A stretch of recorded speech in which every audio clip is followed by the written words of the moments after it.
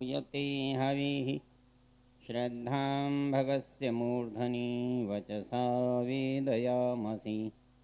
प्रियं श्रद्धे ददतः प्रियं श्रद्धे दिदासतः प्रियं भोजेषु यज्वस्व इदं मा उदितं कृधि। यथा देवा असुरेषु श्रद्धामुग्रेषु चक्रिरे एवं भोजेषु यज्वस्व अस्माकम् उदितं कृधि। श्रद्धां देवा यजमाना वायुगोपा उपासते श्रद्धा हृदयया कूत्या श्रद्धया विन्दते वसु। श्रद्धां प्रातर्हवामहे श्रद्धां मध्यन्दिनं परि श्रद्धां सूर्यस्य निमृचि श्रद्धे श्रद्धापयेन। ओम शांति।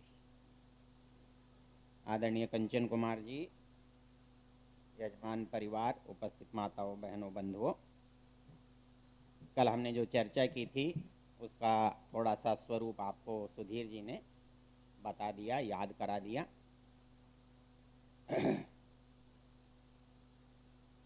एक ऐसी चर्चा जिसका हमारे से रोज संपर्क होता है। होता कैसे है? हम किसी आदमी को देखते हैं और ऐसा लगता है ये मुफ्त की खा रहा है, नहीं लगता? हमारे अलवर में एक सज्जन रहते थे, अब वो वहाँ नहीं रहते, अब कहीं और रहते हैं। तो उनके पड़ोस में एक परिवार रहता था। तो वो पंडित जी की पत्नी एक दिन हमसे कहने लगी, बोली मेरी पड़ोसन मेरे से बहुत जलती है। मैंने कहा कि आपकी पड़ोसन आपसे क्यों जलती है? पैसे तो उसके पास ज़्यादा होंगे। वो बोले कि मेरे पति मेरा सारा काम करते, मैं बाहर हूँ तो चौका चूल्हा भी कर देंगे, झाड़ू पोंछा भी कर देंगे, बर्तन भी मांज देंगे, कहीं बाहर मैं जूते भूल आऊँ तो उठा कर भी ले आएंगे। ये देखती है तो मेरी पड़ोसन जल भुन जाती है। आपको तो कष्ट नहीं है ना? अच्छा, अब एक सोचने की बात है कि ऐसा होता है। चलो हम इससे नहीं जलते, लेकिन दूसरी तरह से तो जलते हैं। किसी के पास बहुत बड़ा मकान देखा, अपना उतना नहीं है, तो अपने को लगता है इसने किया क्या है जो इसके पास इतना बड़ा है। ऐसा नहीं लगता? लगता है ना? तो अच्छा एक बात सोचो, क्या उसको वो ऐसे ही मिल गया? और हमको तो ऐसे ही लगता है कि उसको ऐसे ही मिल गया, और दो कारणों से लगता है। एक तो और विचित्र बात लगती है, पता है क्या लगती है? ये देखो, ये बेईमान है, लोग हमको ईमानदारी का उपदेश देते रहते हैं, इसके तो ठाठ हो रहे हैं, बड़ा जोरदार काम चल रहा है, सब बेईमानी करता है, तस्करी करता है, ये करता है, वो करता है, ठगी करता है, धोखा देता है। दो सत्संग एक साथ नहीं चलेंगे माता जी। सत्संग तो है वो भी, पर दो सत्संग एक जगह नहीं चलेंगे।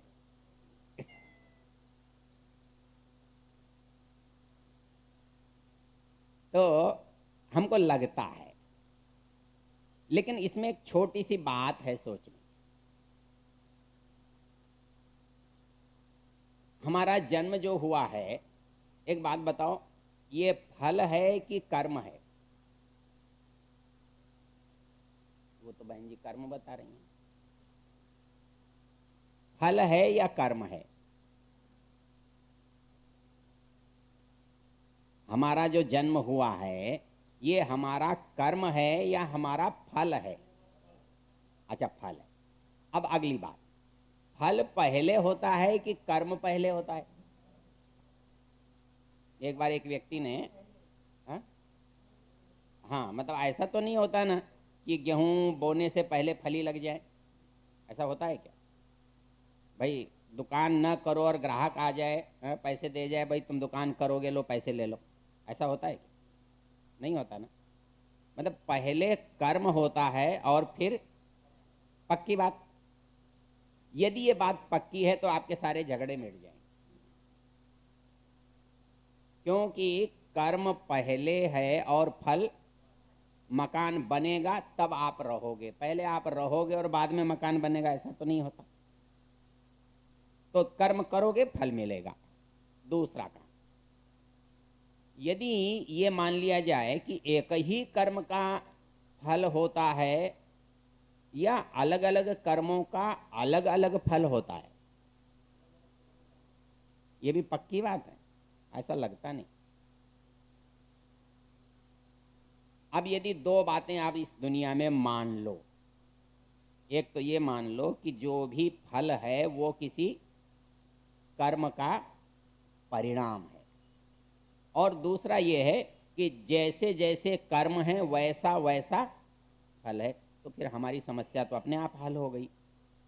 भाई उस पड़ोसी से जो मेरा झगड़ा है, पड़ोसी ने तो मेरे से कुछ छीना नहीं है ना, उसके कर्म का फल उसको मिल रहा है और मेरे कर्म का फल, फिर परेशानी की क्या बात है। फिर दुनिया में किसी की उन्नति अवनति देखकर जलने भुनने की कोई जरूरत नहीं। और इसलिए जो बुद्धिमान समझदार या ईश्वर का प्रेमी व्यक्ति होता है वो ये कहता है कि ठीक है, ईश्वर की इस पर कृपा है। और दूसरा उत्तर आपको ये मिल जाएगा कि ये जो आज अच्छा पा रहा है उसमें फल दो तरह के होते हैं। एक फल ये है कि एक आदमी ने एक बकरा काटा और बाजार में बेचकर आ गया और उसको पैसे मिल गए, ये फल है कि नहीं है? है। लेकिन उसने एक की जान ली, एक पाप कर्म किया, एक को दुख दिया, उसका फल होगा कि नहीं होगा? अब यहां झगड़ा हो गया, दो कर्म हो गए। एक स्थूल कर्म है, वो किया गया और उसका फल वो तत्काल मिला, तो हमें लगा ये तो अच्छा फल मिल रहा है। नहीं भाई, किसी ने भी बुरा किया और अच्छा फल मिल रहा है तो हम क्या समझते हैं, इसको अच्छा फल मिल रहा है। लेकिन ये फल जो है ना, ये बाहरी है, बाहरी पुरुषार्थ का है, बाहरी काम का है। लेकिन जो फल पाप और पुण्य का है वो भीतर का है, वो विचारों का है, वो आत्मा का है, वो तो ये फल नहीं है। इसलिए होता क्या है, जब कोई आदमी चोरी करता है, बेईमानी करता है, तो हम समझते हैं कि बड़ा कमा रहा है, बड़ा सुखी है। हम उसके एक फल के बारे में जानते हैं। लेकिन आप ये भी जानते हैं कि उसके कर्म दो तरह के हैं। एक तो पुरुषार्थ से जुड़ा हुआ है, उसका फल तो वो तत्काल पा रहा है। और एक फल उचित और अनुचित, धर्म और अधर्म से जुड़ा हुआ है, उसका फल तो तत्काल नहीं मिलता। इसमें एक सवाल उठाया है। सवाल ये उठाया है, आप एक कल्पना करो कि कर्म का फल यदि मिलता ही है तो हमारी एक समस्या पैदा होती है कि हमें कौन से कर्म का फल मिला। हमारे पास कोई चार्ट नहीं है जिसमें देखकर ये बता दें कि अमुक आदमी को उसके अमुक अमुक कर्मों का फल मिला। ऐसा बता सकते हैं क्या? ऐसा नहीं। क्यों नहीं बता सकते? आप एक कल्पना करो कि आप ये मानते हो कि जीवन, आपका जन्म जो है वो फल है, ये आपने पहले स्वीकार किया, और ये फल है तो किसी कर्म का परिणाम है। अब वो कर्म जो आपने किया, वो एक किया, अनेक किया, एक बार किया, अनेक बार किया, उसका फैसला कैसे होगा? है ना जटिल प्रक्रिया। जब हमें यूं लगता है ना कि हमको ये दुख मिला, हमने तो किसी का बुरा नहीं किया, आदमी आमतौर से ये बात कह देता है, सामान्य रूप से ये बात कहता है, देखो जी उस आदमी ने तो जिंदगी में कभी किसी का बुरा किया ही नहीं, लेकिन उसे इतने दुख देखने पड़ रहे हैं। तब आप अपने ही सिद्धांत को गलत कहते हो। आप कहते हो कोई भी फल बिना कर्म के नहीं है, और दूसरी ओर आप ये कह रहे हो देखो जी उस बेचारे ने तो कुछ भी बुरा नहीं किया और उसे इतना दुख मिल रहा है। बताओ दोनों में से कौन सी बात सच है? दोनों हमारे ही तो कथन हैं। जब हम ये कहते हैं कि देखो ये आदमी इतना सज्जन है, इतना धर्मात्मा है, इसने कभी किसी का बुरा नहीं किया और जीवन भर इसको दुख ही दुख मिला, तो हम क्या कर रहे हैं? वर्तमान कर्म से उसके वर्तमान फल को जोड़ रहे हैं। जबकि ऐसा नहीं है। क्यों? कि कर्म पहले है और फल बाद में है। तो जो अब कर्म कर रहा है उसका फल अभी तो नहीं मिला, तो इसलिए जो आज मिल रहा है वो क्या है? पुराने कर्म का फल है। वहां एक समस्या खड़ी की है, भाई हमको जन्म मिला तो एक कर्म से एक जन्म मिलेगा क्या? ऐसा हो जाए तो क्या नुकसान है? फिर पता नहीं दिन में हम कितने कर्म करते हैं, फिर उसका एक एक जन्म मिला तो खाता उसका तो बढ़ जाएगा और हमारे जन्मों का अंत ही नहीं होगा।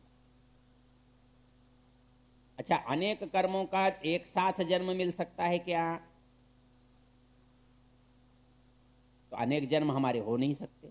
एक आत्मा है तो उसका एक ही जन्म होगा। भाई एक आदमी एक घर में रहेगा, 10 घर बना ले, लेकिन 10 घर में रह थोड़ा ही सकता है।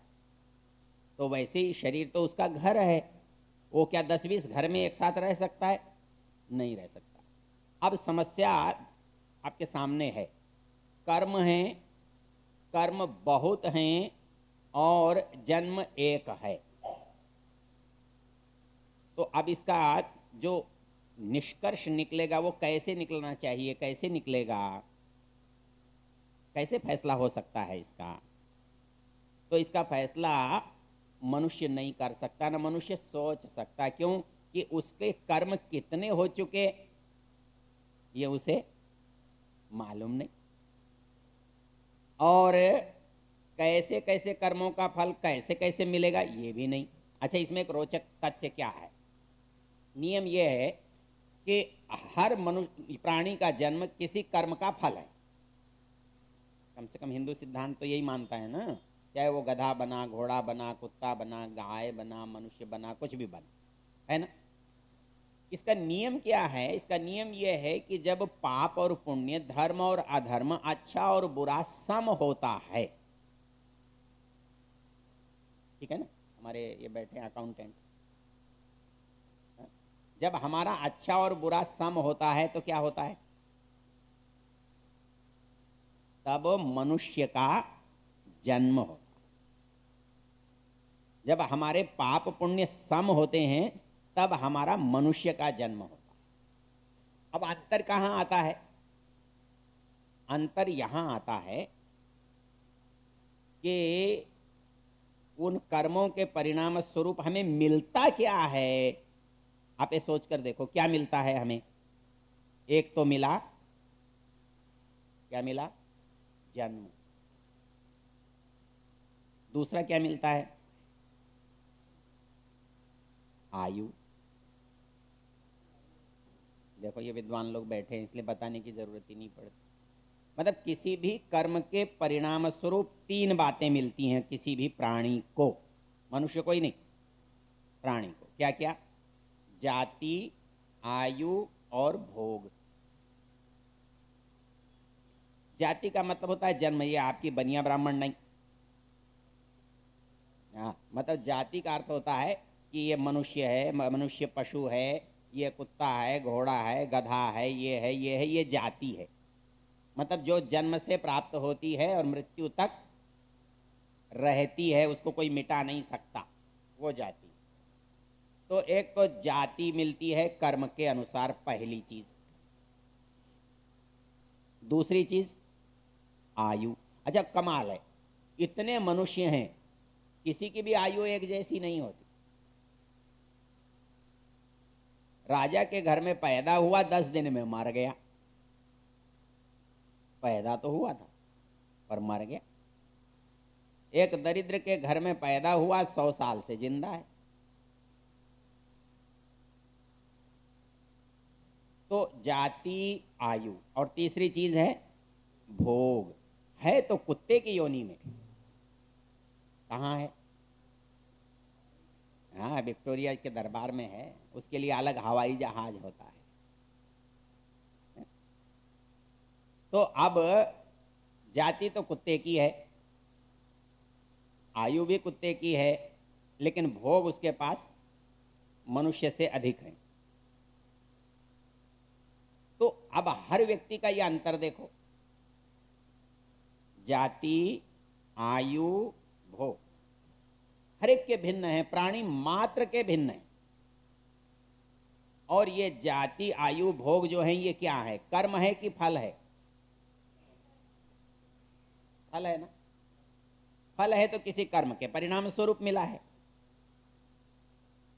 तो निश्चित रूप से हमारे कर्म इतने अलग अलग हैं कि सबकी जाति अलग अलग है, सबकी आयु अलग अलग है और सबके भोग अलग अलग। आदमी एक के पास भोजन बहुत है पर स्वस्थ ही नहीं है, डायबिटिक है, कहते हैं डायबिटिक है, या मिठाई बहुत रखी है, चाहे घर में मिठाई की दुकान ही हो, नहीं खा सकता। रक्तचाप है, हृदय रोग है, कुछ है। तो अब क्या है कि साधन होने पर भी उसका उपयोग नहीं कर सकता, सामर्थ्य नहीं। ये जो सारा संकट है इसके मूल में क्या हुआ? क्योंकि ये फल है ना, तो इसके मूल में क्या हुआ? कर्म हुआ ना। और कर्म जो है वो ऐसा है कि कर्म बिना फल दिए रहता है क्या? नहीं रहता। मतलब कर्म आपका छोटे से छोटा, बड़े से बड़ा, उसका फल अवश्य होगा। तो इसका मतलब हुआ कि कोई जगह ऐसी है जहां कर्मों का क्या होगा? संचय। ये चित्त बहुत देर से कर रहे थे। मतलब हमारे पास बड़ी विचित्र भगवान ने शक्ति दी है। वो ये दी है कि हम कुछ भी करें, कुछ भी सोचें, वो तुरंत हमारे चित्त में संग्रहित हो जाता है। वो संस्कारों का भंडार है। अच्छा, ये कितनी अच्छी बात है। होता क्या है कि बिजली है ना, आप उस पर 10 का बल्ब लगाओगे तो 10 का प्रकाश देगा, लाल लगाओगे तो लाल देगा, पीला लगाओगे तो पीला देगा, हरा लगाओगे तो हरा देगा। उसी तरह इस आत्मा को जैसा ये खोल दे देगा ना, उसको वैसा ही काम करने की इच्छा होगी। उसका रहन सहन, खान पान, भोजन, विचार, नहीं तो गड़बड़ हो जाता है। यदि ऐसा नहीं होता तो कुछ हो सकता थी, गड़बड़ हो सकती थी क्या? मतलब आदमी के साथ उसके सारे संस्कार एक साथ उद्बुद्ध हो जाते तो क्या पता हम कभी गधे रहे हों, कुत्ते रहे हों, तो फिर क्या होता। इसलिए भगवान ने कर्मों में एक बड़ी विचित्र रेखा खींची हुई है। इस जीवन के भोग के लिए जो कर्म हैं वही इस जीवन में आएंगे, दूसरे नहीं आएंगे। दूसरे खत्म भी नहीं होंगे, वो संचित पड़े रहेंगे। अच्छा, एक गणित बड़ा विचित्र है इसमें। वो क्या है? दुनिया में प्राय ऐसा होता है, ये सब अकाउंटेंट लोग क्या करते हैं कि इधर की आमदनी है, इधर का खर्चा है, तो उसमें क्या करते हैं, ये कैसे बताते हैं कि घाटा है कि नफा है? कैसे बताते हैं? हाँ, वो प्लस माइनस करते रहते, उसको कम ज्यादा इधर का निकाल के इधर जोड़ दिया। क्या भगवान भी ऐसा करता है क्या कि आपने 10 पुण्य किए हैं, 5 पाप किए हैं, तो ऐसा नहीं हो सकता कि भगवान 5 पाप घटा दे और 5 पुण्यों का फल हमें दे दे? ऐसा नहीं हो सकता। फिर आपका गणित तो गलत हो जाएगा। होना तो ऐसा ही चाहिए। भाई इनके गणित से तो ऐसा है कि ऐसा ही होना चाहिए, लेकिन ऐसा होता नहीं। क्योंकि कर्म और कर्म फल वो इस गणित से नहीं चलते। प्रत्येक कर्म का अलग फल है, अच्छे का अच्छा और बुरे का बुरा। तो इसलिए आपने हमने 10 अच्छे किए हैं तो अच्छे का फल अलग मिलेगा, और 10 बुरे किए हैं तो उसका फल हमें अलग मिलेगा। एक बार एक चीज किसी भाषण में मैंने सुनाई होगी आपको। अब मुझे क्योंकि यहाँ 10 साल हो गए बोलते बोलते, कुछ भी मेरे पास नया नहीं है, ये तुरंत बोल देंगे आपके फला भाषण में ये बात आई। वो एक बात मैंने महाभारत की कभी सुनाई है आपको कि जब कृष्ण और क्या नाम, धर्मराज युधिष्ठिर और द्रौपदी और सारे पांडव स्वर्ग में गए थे, नहीं गए? याद नहीं, चलो अच्छी बात है। इनको याद नहीं तो मेरे काम की हो जाती है। जब वो स्वर्गारोहण पर्व है एक महाभारत में, जब राज्य काज छोड़ करके उन्होंने कहा कि अब हम तो स्वर्ग में जाते, तो वो स्वर्ग में जा रहे थे, तो सबसे पीछे द्रौपदी थी और उसके बाद क्रमशः सब थे, सबसे आगे धर्मराज थे। वो द्रौपदी गिर गई मतलब मर गई। तो धर्मराज ने कहा कोई बात नहीं, इसके कर्मों का फल है, मर गई। ये ऐसा नहीं बोलेंगे।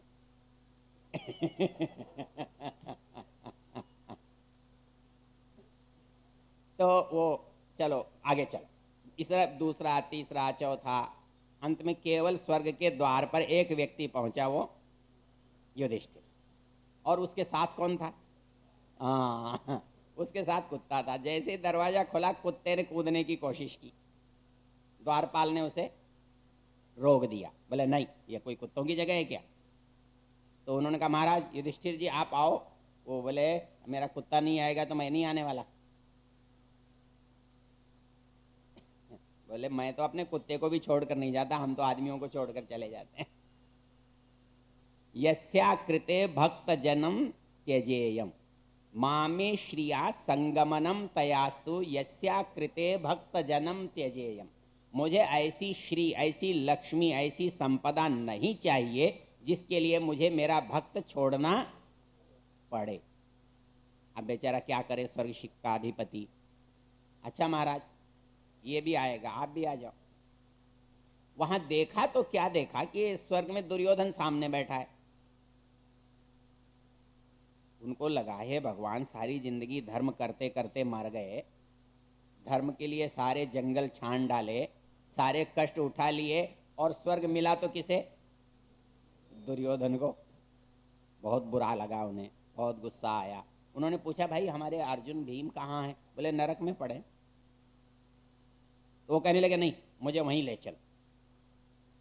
वहां गए तो जैसे ही धर्मराज जाते हैं तो अर्जुन कहते हैं हा बड़ी ठंडक लग रही है, कहीं से कोई बहुत शीतल स्पर्श हमें मिल रहा है।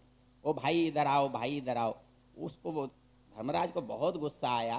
बोले मेरे भाई इस घोर रौरव नरक में पड़े, ऐसा कैसे हो सकता है? क्या फायदा हुआ हमें धर्म करने का, पुण्य करने का, इतने सब भले ईमानदारी करने का क्या मतलब निकला? उन्होंने इंद्र से पूछा, बोले भाई इंद्र ये क्या है, दुर्योधन स्वर्ग में और हम नरक में। बोले महाराज ये भी न्याय है, यहां अन्याय नहीं होता, ये भी न्याय है। बोले ये कैसा न्याय है? बोले जिसका जो थोड़ा है वो उसे पहले मिलता है।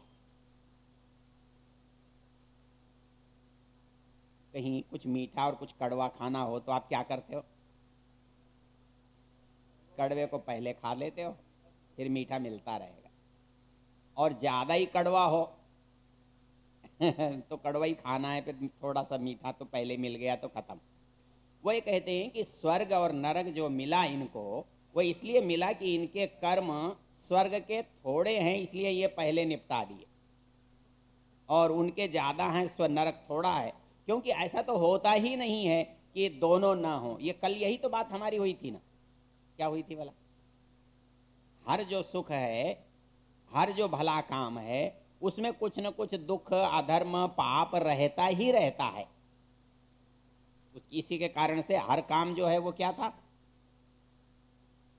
क्या था? हर काम दुख था। और इसलिए हमने कितने दुख बताए थे? 4। जरा दोहराओ तो। हाँ किताब देख कर, ये किताब ले जाएंगे परीक्षा में। परिणाम दुख, ताप दुख, संस्कार दुख, और गुणवृत्ति विरोध दुख। मतलब क्या हुआ कि हमने कर्म किया, कर्म का फल मिला। कर्म क्योंकि अच्छे और बुरे दोनों हैं, इसलिए हमें फल भी अच्छा और बुरा दोनों तरह का मिलेगा। इसलिए दुनिया में अकेला, क्योंकि जन्म जो है वो है ही किसका? कर्म का फल है ना। तो कर्म जो का फल मिलता तब है जब हमने वैसे कर्म किए हैं। तो दुख यदि हमारे जीवन में न हो तो जन्म मिलेगा ही नहीं, क्योंकि शरीर से तो दुख भोगना ही भोगना है। अच्छा इसमें पीछे चलते, हमने कर्म किए और कर्म तत्काल तो भोगने में आए नहीं, तो क्या हुआ? वो जमा हो गए, संचित हो गए। इसलिए कर्मों के 3 भेद होते हैं, बताना कोई। क्रियमाण और प्रारब्ध। चलो खैर, तो वो जो कर्म हैं वो हमने किए, तो कर्म किए तो उनसे कर्माशय, मतलब जहां कर्मों का संचय होता है वो बना। अब कर्मों का फल मिले। अब ये बताओ कि ये सुख दुख के झगड़े से छूटे तो कैसे छूटे? कैसे छूटे?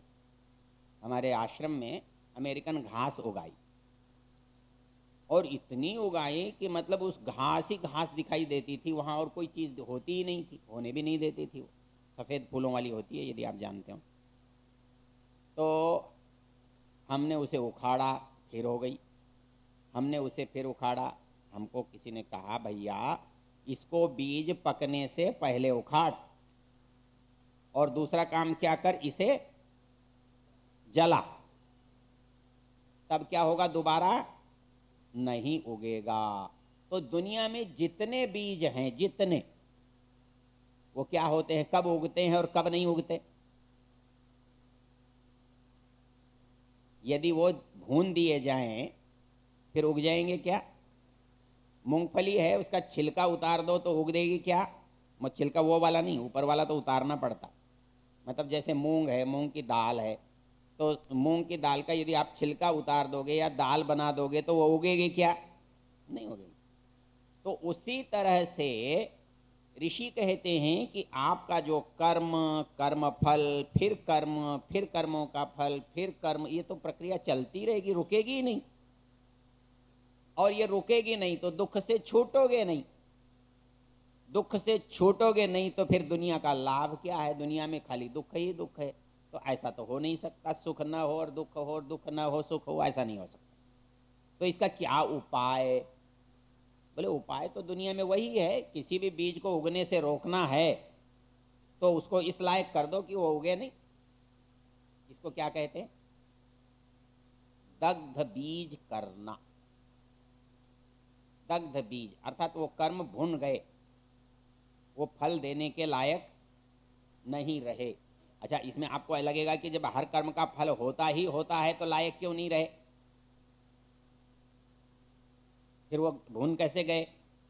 वो है कि मतलब अपने पुण्यों से उनका फल भोगा गया और दूसरे जमा नहीं किए, और जो संस्कार थे वो मिट गए। मतलब क्या होता है कि जिसका कर्म हो गया उसका फल तो भोगना है, पर जो अभी बीज रखा है वो उगाएं या न उगाएं वो हमारी इच्छा है। तो किसको भी दग्ध करोगे? संस्कारों को, बीज को। और बीज को यदि समाप्त कर दिया, जला दिया, खत्म कर दिया तो फसल होगी क्या? नहीं होगी। तो अब इसकी जड़ में जाना है। आपने फल प्राप्त नहीं करना तो क्या नहीं करना? कर्म नहीं करना। और कर्म नहीं करना तो फिर क्या करना? ऐसा हो सकता है क्या कर्म न करें और रह जाएं? ऐसा तो नहीं हो सकता। नींद आई कि नहीं आई? नहीं आई अभी? आनी चाहिए। इतनी गहरी बात सुन के तो आनी ही चाहिए। शाम को आती है, सवेरे नहीं आती। अब वहां पर एक बात याद करो, मनुष्य का जन्म हुआ है तो कर्म करना ही पड़ेगा। सारी गीता किस लिए पढ़ते हो भाई? कर्म करना ही पड़ेगा। उपाय क्या बताया वहां? अनासक्त कर्म करना है। अनासक्त कर्म कब कर सकते हो? दुनिया में सारे आदमी कर्म करते हैं, और आसक्ति से करते हैं, फल की इच्छा से करते हैं, परिणाम की भावना से करते हैं। लेकिन ये कहता है कि कर्मों को करने के बाद उसका संस्कार न बने, इसका उपाय। बोले इसका उपाय तो यह है कि अनासक्त भाव से करो, संस्कार पड़ने मत दो। बड़ी मुश्किल है। अब इसका उपाय क्या है? तो यहां से बात योग शुरू होता है। मतलब इस समस्या के समाधान से योग शुरू होता है। हमने आपको बताया भाई, एक शब्द में योग क्या? दोहराओ। ईश्वर प्रणिधान, ईश्वर के प्रति समर्पण। 3 शब्दों में योग क्या? तप, स्वाध्याय, ईश्वर प्रणिधान। 8 शब्दों में योग क्या? यम, नियम, आसन, प्राणायाम, प्रत्याहार, धारणा, ध्यान, समाधि। अब इसके नीचे का एक सूत्र है, तप, स्वाध्याय, ईश्वर प्रणिधानानि क्रिया योग। बोले योग करना क्यों, क्या जरूरत है इतना दुख पाने की? कहते हैं समाधि भावनार्थ क्लेश तनु करणार्थश्च। ये जो कर्म का झगड़ा है ना, दुखों का झगड़ा, इस दुख को कम करने के लिए, इसको मिटाने के लिए, हटाने के लिए आपको कोई रास्ता चुनना है। समाधि भावनार्थ, समाधि की सिद्धि के लिए, और क्लेश तनु करणार्थ। तो कहता है ये क्लेश जो है, क्लेश मतलब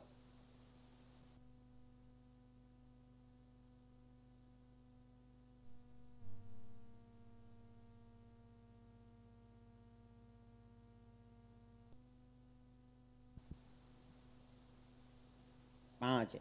मतलब जितने दुनिया में दुख है ना, उसकी सबकी जड़ में 5 है। क्या क्या है? हाँ बिल्कुल ठीक है। अविद्या, अस्मिता, राग, द्वेष और अभिनिवेश। राग और द्वेष मैंने कल आपको बताए हैं। जो चीज हमें अच्छी लगी, अच्छी लगने का मन में जो संस्कार है कि ये चीज बहुत अच्छी है, ये क्या है? राग है। ये मुश्किल क्या पैदा करता है कि दोबारा उस चीज की इच्छा होती है मन में, दुख का कारण है। द्वेष क्यों दुख का कारण है? उसको देखते ही डर लगता है,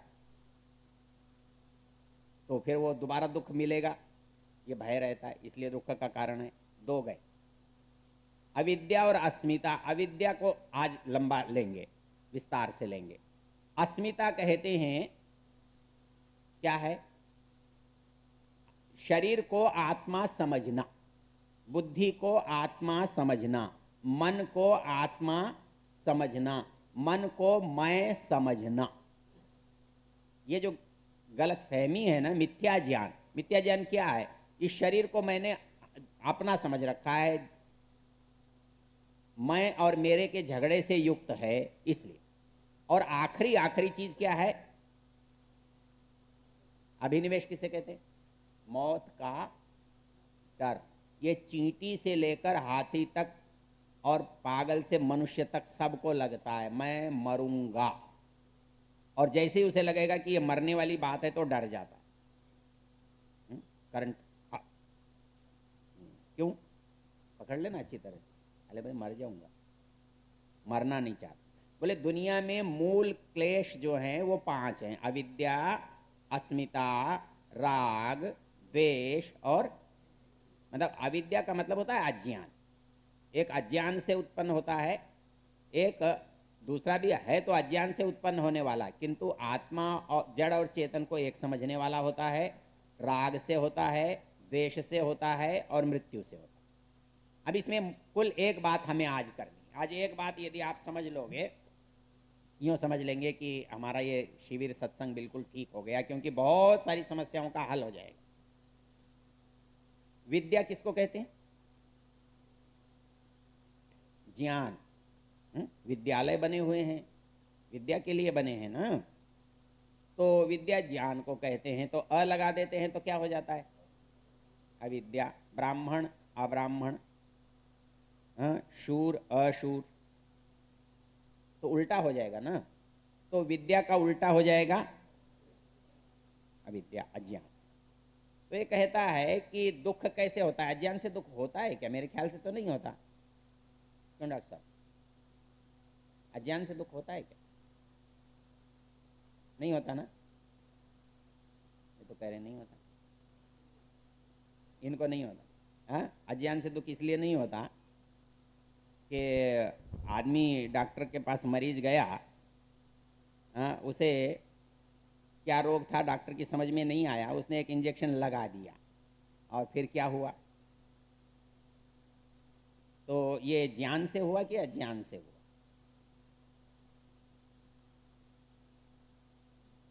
एक बार इसमें क्या हुआ, एक भजनोपदेशक थे, वो सुना रहे थे मेवात में। कहने लगे कि एक महिला थी, उसको प्रसव पीड़ा हो रही थी, डॉक्टर को बुला लिया। डॉक्टर ने इंजेक्शन देखा, देर हो रही है तो इंजेक्शन तैयार किया, बिजली चली गई। जब बहुत देर तक बिजली नहीं आई तो उसने कहा कि क्या है, मैंने इंजेक्शन तो भर ही लिया है, अब लगाना ही तो है। उसने हाथ लगा के जैसे ही लगाया तो दूसरी तो हंस पड़ी और ये चिल्लाई, क्योंकि दाई को लगा दिया। तो जिसका बच्चा नहीं हुआ था उसका तो हो गया और ये चिल्लाने लगी। क्यों, ऐसा क्यों हुआ? अज्ञान से। अंधकार किसका प्रतीक है? अज्ञान का ना। तो दुनिया में कितने भी कष्ट होते हैं, उनके मूल में क्या रहता है? अज्ञान के बिना कष्ट नहीं है। अच्छा, आप ये बताओ कि अज्ञान कहते किसे हैं?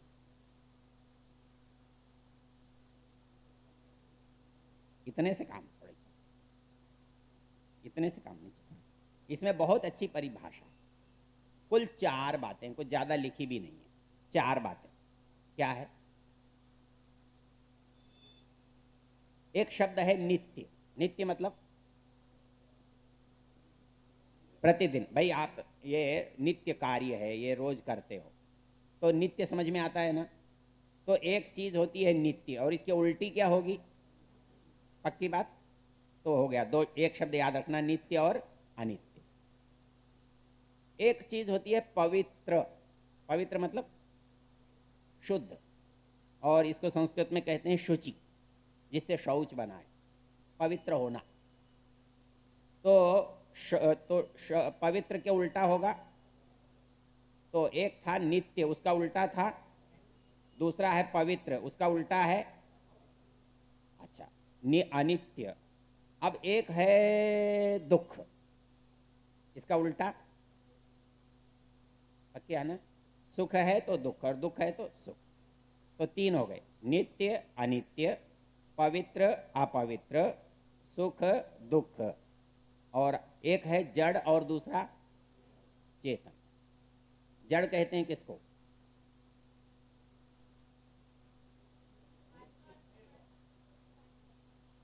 हाँ, 3 है, 2 छोड़ दिए तो एक जड़ ही बचा। तो जड़ और दूसरे को कहते हैं चेतन। वो ये कहता है कि भाई देखो, अविद्या कुछ नहीं है। अविद्या बस इतनी सहज सी बात है कि आप नित्य को अनित्य समझें या अनित्य को नित्य। कोई कठिन बात तो नहीं है ना। जो चीज सदा रहने वाली है उसको समझें कि ये तो मरने वाली है, और जो मरने वाली है उसको समझें कि ये सदा रहने वाली है। ये क्या हुआ? अज्ञान हुआ ना, अविद्या हुई। इसी तरह से जो चीज गंदी है, मलिन है, अपवित्र है, अशुद्ध है, उसे पवित्र समझना, ये क्या हो गया? अज्ञान, अविद्या। तो नित्य को अनित्य समझना, अनित्य को नित्य समझना, अपवित्र को पवित्र समझना, पवित्र को अपवित्र समझना। अब है क्या था तीसरा? सुख को दुख समझना, दुख को। ऐसा भी कोई करता है क्या? नहीं करता ना। ये वाक्य तो गलत है। आपका क्या विचार है बहन जी? ये गलत है ना। कोई आदमी सुख को दुख थोड़ी समझता है, नहीं समझता ना। ये बच्चा जो है नहीं पढ़ने में सुख समझता है। क्या ख्याल है आपका? सही बात है, इसलिए उसको सुखी रखना चाहिए, पिटाई करनी चाहिए, फिर तो गड़बड़ हो जाएगा। हाँ? फिर क्या होता है? उल्टा हो गया, क्योंकि वो बच्चा जिसमें सुख समझ रहा है उसमें सुख नहीं है। गलत हो गया। तो सुख को दुख समझना और दुख को सुख समझना। और अंतिम क्या था? जड़ को चेतन समझना और चेतन को। इसमें हम सब शामिल हो जाते हैं। अब ये बताओ, जब आप ही कहते हो, आप ही मानते हो कि जो चीज जैसी है उसे वैसा नहीं समझना ही अविद्या है, अज्ञान है, और वो क्या है? दुख का। तो अब बताओ, हम दुखी नहीं होंगे तो दूसरा कौन होगा? जड़ को चेतन समझना, ऐसा कोई उदाहरण दे सकते हो जहां जड़ को चेतन समझते हो?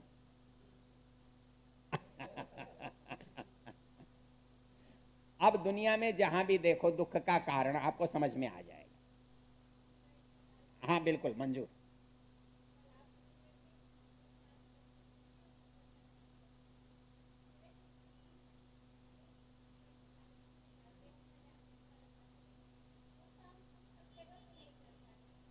वो वो वातावरण का झगड़ा है। तो आप, ऐसा है, वातावरण के लिए स्थान आप कहीं भी बना सकते हो, मना थोड़ा ही है। मंदिर में भी आप संध्या कर सकते हो, किसी ने रोका नहीं है। वहां वातावरण मतलब उपासना का है, इसलिए बन पाता है। मूर्ति उसका प्रतीक है, माध्यम है। हमारी हमारी यज्ञशाला में वो वातावरण बनता है कि नहीं बनता? ऐसा है, झगड़ा इस बात का नहीं है कि वहां क्यों बनता है। वहां बनता है, वन वे ट्रैफिक होता है। कैसे? आदमी घर से परेशान है, झगड़ा है, बातचीत है, शोर शराबा है, काम धाम है, भगवान का नाम ही नहीं ले सकता, वो घर से निकल जाता है। निकल जाता है। आप कहते हो उसका मंदिर में मन लगता है, लेकिन नदी के किनारे लगता है कि नहीं लगता है? तो मंदिर की शर्त तो नहीं हुई ना, केवल माहौल की बात रही। और वो मूर्ति के बिना भी होती है, अपने को क्या आपत्ति है?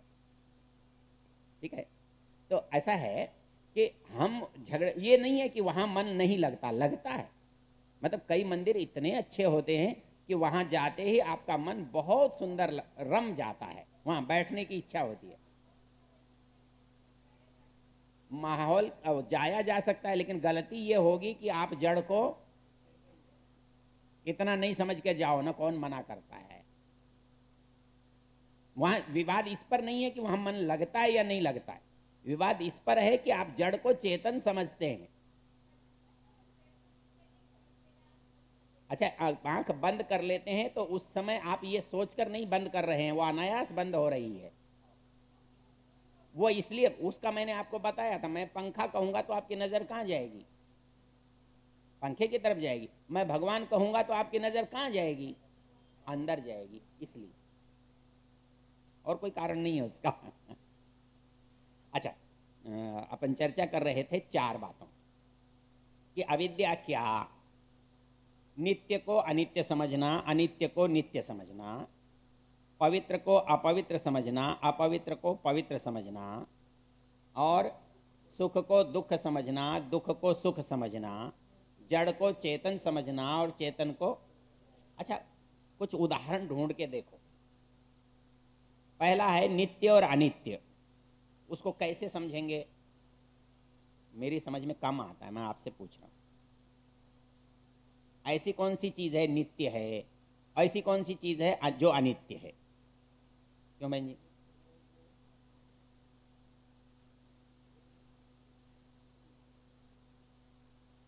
थोड़ा मुश्किल हो रहा है ना। नित्य मतलब सदा रहने वाली, और अनित्य मतलब सदा नहीं रहने वाली। सोचकर देखो, ये शरीर हम सोचते हैं, ये कैसा है, नित्य है या अनित्य है? देखो, यही गलत हो जाएगा, क्योंकि इसके साथ जो आप व्यवहार करते हो वो नित्य समझ के करते हो कि अनित्य समझ के करते हो?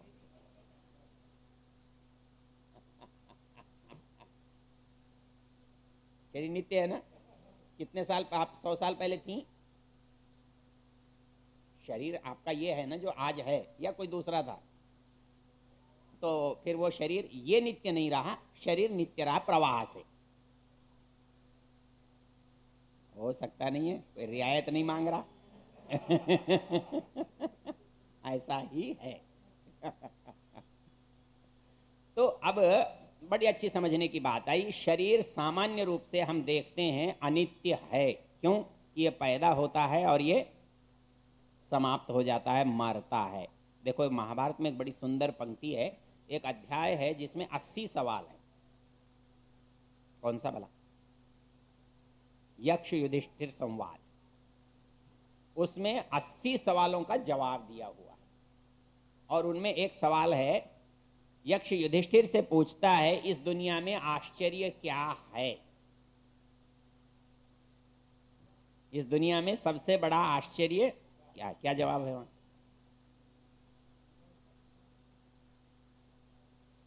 अहन्यहनि गच्छन्ति भूतानि यम मंदिरम शेषा जीवितुमिच्छन्ति किम आश्चर्यम अतः परम। अभी श्मशान में गए, जला दिया, वहाँ बैठे बैठे बात कर रहे थे, ये सब नश्वर है, बेकार है, व्यर्थ है, और जैसे ही पीठ घुमाई कहते हैं यार वो तूने मेरी उधार नहीं दी। तो मतलब अनित्य को नित्य मानकर व्यवहार हो रहा है, ये क्या है? आश्चर्य है, क्योंकि अज्ञानी है मनुष्य। तो अनित्य को नित्य समझना अज्ञान है। अब नित्य क्या बचा? यदि शरीर अनित्य है तो नित्य क्या बचा? आत्मा। अब आत्मा को हम समझते ही नहीं है, तो सब उल्टा पुल्टा हो रहा है। शरीर को आत्मा समझ रहे हैं, आत्मा को कुछ नहीं समझ रहे हैं। तो हमारा व्यवहार शरीर के साथ नित्य जैसा है और नित्य के साथ अनित्य जैसा है। ये क्या है? अज्ञान है, अविद्या है, और इस ये दुख का कारण है। क्योंकि गलत फहमी जब भी होती है यहीं के बारे में हमारे रामानंद जी ने सुनाया था ना, बोले थानेदार बड़ा बदमाश आया था यहाँ। उसने बहुत लोगों को तंग करके पैसे इकट्ठे कर लिए। एक दिन उसका गुरु मिल गया, घर गया तो उसकी पत्नी थी, वो गया हुआ था बाहर दौरे पर। वो बोला अरे भाभी जी, वो चौकी है, भाभी जी वाला कौन आ गया? बोले मैं तो उनका छोटा भाई हूँ, बहुत दिनों से बाहर रहता हूँ, मिलना नहीं हुआ, देखो शादी में भी नहीं आ पाया। और उसने कुछ साड़ी दी, कुछ मिठाई दी। साड़ी देखकर लगता है कि ये संबंध पक्का है। नहीं, हमारे लिए साड़ी लाता है तो भला सचमुच में हमारा चाहने वाला आदमी। 3 दिन रहा, सारे बच्चों को मिठाई खिलाता रहा, कपड़े दिलाता रहा, गहने लाता रहा, साड़ियाँ लाता रहा। तीसरे दिन बोला अरे भाभी जी, भाई साहब को मिलकर जाने की इच्छा थी पर क्या करूं, मजबूरी है, कुछ ज़रूरी काम आ गया है, जाना है। उस समय सेल फोन तो होते नहीं, तो चला गया। पीछे थानेदार साहब पधारे तो उनकी पत्नी ने कहा तुम बड़े नालायक आदमी हो, तुम्हारा इतना अच्छा भाई है, तुमने आज तक बताया ही नहीं मुझे। वो बोले भगवान, मेरा भाई तो भगवान ने ही नहीं दिया, तुझे कहाँ से मिल गया? अरे बोले नहीं, उसने देखो इतनी साड़ियाँ दिलाई, इतने गहने दिलाए, इतने कपड़े दिलाए, बच्चों को मिठाई दिलाई। बोले जाके तिजोरी देख कर आ पहले। वो देखा खुली पड़ी थी। और तीसरे दिन जो है सर्राफ का बिल आ गया कि आपके यहाँ 2 हार गए थे, यदि पसंद हो तो पैसे भिजवा दो, ना पसंद हो तो हार भिजवा दो। फिर वो कपड़े वाले का बिल चला गया, मिठाई वाले का उसने भुगतान कर दिया था। तो ये किसका परिणाम है? अज्ञान। मतलब दुनिया में कुछ भी गड़बड़ जो होती है ना, वो बिना अज्ञान के, अरे बटन ये दबाना था, ये दब गया। क्या हुआ कि हमने कंप्यूटर पर लिखा और ऐसे किया, वो उड़ गया सारा, और 3 घंटे की मेहनत जो है वो बेकार हो गई, एक गलती से, एक छोटी सी गलती। हाँ, और कहीं परमाणु बम का बटन दब जाए तो अज्ञान जो है वो सबसे बड़ा कारण है हमारे दुखों का। और इसलिए अनित्य को नित्य समझकर यदि व्यवहार करते हैं तो हमारा सारा व्यवहार ही उल्टा हो जाएगा। आप कल्पना करके देखो, इतनी बड़ी भूल हम कर रहे हैं और इतनी बड़ी भूल में हम जी रहे हैं। तो इसलिए दर्शनकार कहता है अनित्य को नित्य और नित्य को अनित्य समझना क्या है? अविद्या है। इससे आगे रोचक बात है क्या? इससे आगे की बात बस, पवित्र को अपवित्र समझना और अपवित्र को पवित्र समझना। अब इसका कोई उदाहरण ढूंढो तो। भाई शुद्ध को आप अशुद्ध, अच्छे को है बुरा, आप कैसे समझते हो? ऐसी कोई उदाहरण? कोई उदाहरण नहीं है। कौन सा है?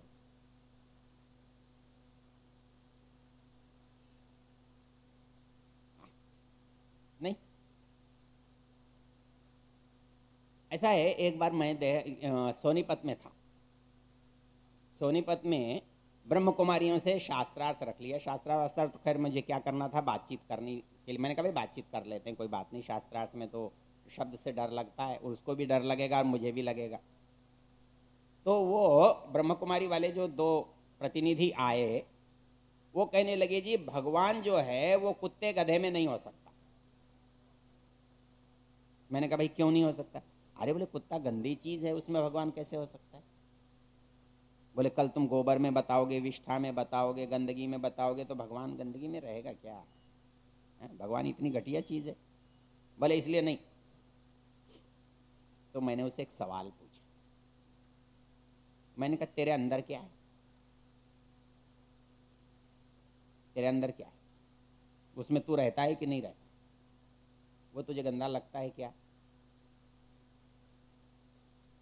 दूसरा मैंने पूछा, जन्म से मृत्यु तक जैसे ही आत्मा इस शरीर से निकलता है, इसका क्या करते हो? इसको छूते हो? हाँ, किसी के घर जाते हो तो यूं कहते हो अरे ये वहां से आया है, जरा नहा ले, हाथ धो ले, पैर धो ले, ये कर ले, वो कर ले। तो पवित्र और अपवित्र कौन हुआ? कौन हुआ अपवित्र? शरीर। और इसे हम समझते हैं, इससे ज्यादा पवित्र तो हम किसी को समझते ही नहीं है। और इससे ज्यादा अपवित्र दुनिया में कुछ भी नहीं है। ये केवल आत्मा के संयोग के कारण से पवित्र बना हुआ है, पवित्र से जुड़ा हुआ है, इसलिए पवित्र बना हुआ है। नहीं तो इसमें एक भी बात ऐसी नहीं है जो पवित्रता की हो।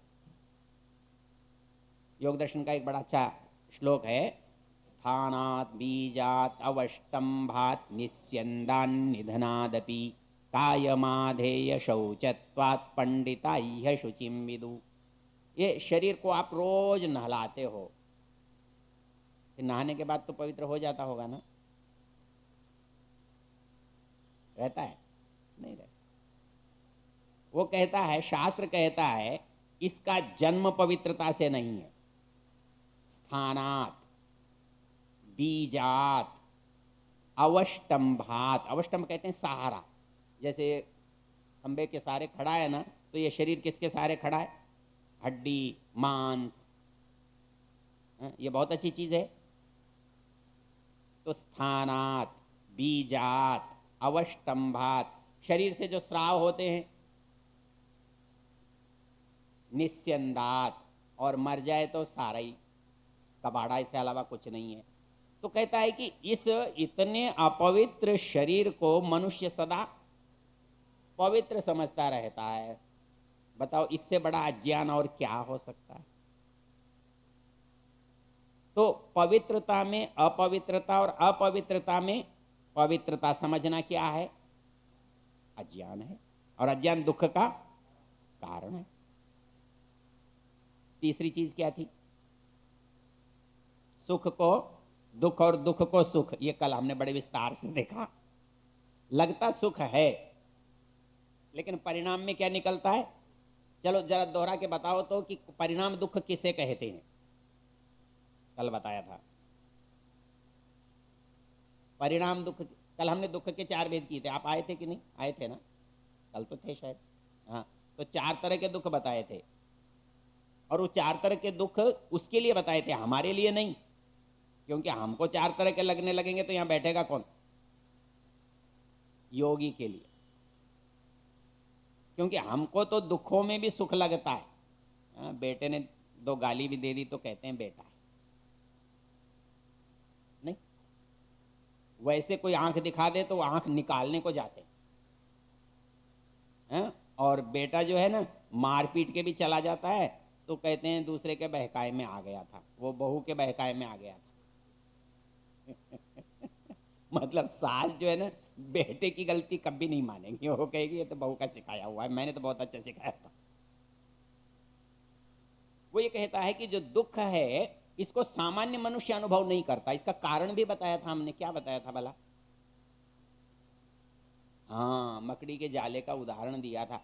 आंख में तिनका गिर जाता है ना, वो अखरता है, और ऊपर से बल्ली भी गिर जाए तो योगी को दुख ज्यादा सताता है, क्योंकि वो उसकी संवेदनशीलता ज्यादा होती है, बढ़ जाती है। इसलिए परिणाम। अच्छा, एक और कारण भी बताया था बहुत अच्छा सा।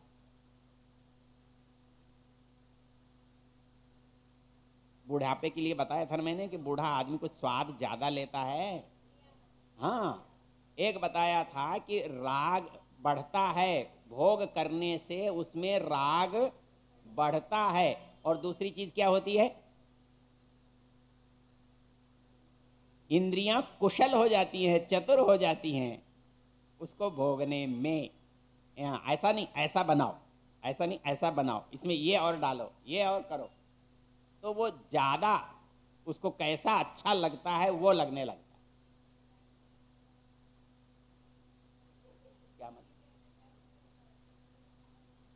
वो तो ऐसा होता है कि वो दफ्तर होता है तो उसे ये नहीं पता लगता कि सब्जी बनी किसकी थी, ये गड़बड़ होती होगी ना। हाँ, ये मेरे यहाँ भी होती है, कोई चिंता की बात नहीं। हाँ, तो आदमी केवल स्वाद ही लेता रहता है, फिर वो जब स्वाद लेता रहता है तो स्वाद और अच्छा आना चाहिए, और आना चाहिए, और आना चाहिए, ऐसा सोचता है। हाँ, हलवा तो बनाया, अरे इसमें जरा वो काजू किशमिश तो डाले नहीं, तो वो भी डाल दिए। हाँ, इसमें थोड़ी केसर भी डालनी चाहिए, और ये सूजी का बनना चाहिए, और नहीं पानी मत डालना, दूध में बनाना। तो ये एक से दूसरा, दूसरे से क्या है, इंद्रियों की क्या है, कुशलता, मतलब उस स्वाद को पकड़ने की योग्यता बढ़ रही है, और अच्छा लगा, और अच्छा लगा, और अच्छा लगा, तो उसके अंदर दोबारा खाने की, दोबारा खाने की, दोबारा खाने की इच्छा बढ़ रही है। तो राग हो गया किसमें, विषयों में, और इंद्रियां हो गई चतुर। अब अंत कैसे होगा, अब अंत होने का सवाल ही नहीं है। इसलिए उसने कहा था कि परिणाम में दुख है। बहुत अच्छा सुख पाया, लेकिन यहां पर सुख रुकता नहीं है, वहां तृप्ति नहीं होती है, वहां समाप्ति नहीं होती है, बल्कि एक नए अध्याय की शुरुआत हो जाती है, ये संकट बढ़ जाता है। इसलिए परिणाम दुख है।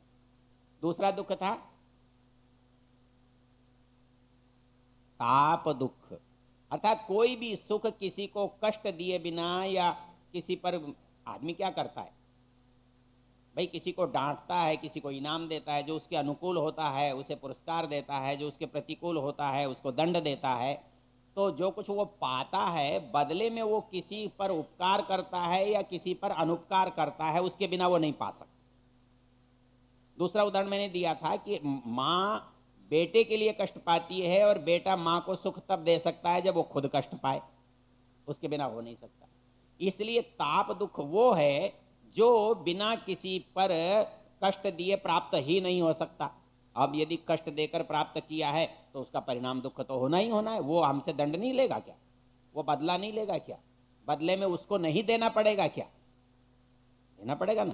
भाई मैं बीमार हुआ, उसने मेरी सेवा की और वो बीमार हो गया, तो मुझे सेवा करनी पड़ेगी। ये ताप दुख है। और तीसरा क्या था, संस्कार दुख। संस्कार में झगड़ा क्या है कि कोई वस्तु मैंने पाती ले ली ना, तो उस वस्तु से मैं अपना संबंध जोड़ लेता हूं, और उसे क्या कहता हूं, ये मेरी है, मैं और मेरापन। संसार में दुख का जो कारण कुल दो शब्द हैं, मैं और मेरा। मैं अहम का काम करता है, मेरा अधिकार का काम करता है। अब यदि कहीं पर भी आप अधिकार छोड़ दो तो दुख होगा क्या, नहीं हो सकता। और अधिकार कोई छोड़ता क्या, नहीं छोड़ता, छोड़ना इच्छा ही नहीं होती छोड़ने की। और अधिकार नहीं छोड़ने से क्या होता है, बुढ़ापे में सबसे ज्यादा दुख होता है। बेटा कहता है मेरा अधिकार, बाप कहता है नहीं मेरा है, वो मानता नहीं। एक दिन बड़ी रोचक बात, एक मेरे परिचित हैं दिल्ली में, जनकपुरी में रहते, उनसे मैंने कहा शर्मा जी आप अजमेर आया करो ना, अजमेर आप कहते हो मैं आऊँगा, काम संभालूंगा, ये करूँगा। तो एक दिन मेरे साथ रिक्शा में बैठे हुए जा रहे थे, कहने लगे आचार्य जी, बोले मेरी पत्नी जो है ना, मुझको इतना बुरा समझती है कि मैं दरवाजे में घुसता हूँ तो सामने अखबार लगा लेती है कि शक्ल नहीं दिखे, उसे मेरी शक्ल देखना पसंद नहीं। और मेरे बेटे इतने अच्छे हैं कि मेरी जमीन को मेरे से बिना पूछे ही बेच आए और पैसे भी नहीं दिए। और घर में भोजन के समय हूं तो मिल गया, नहीं तो बनाकर कोई रखता नहीं, बच जाए तो खा लेता हूं, नहीं तो कोई बात नहीं।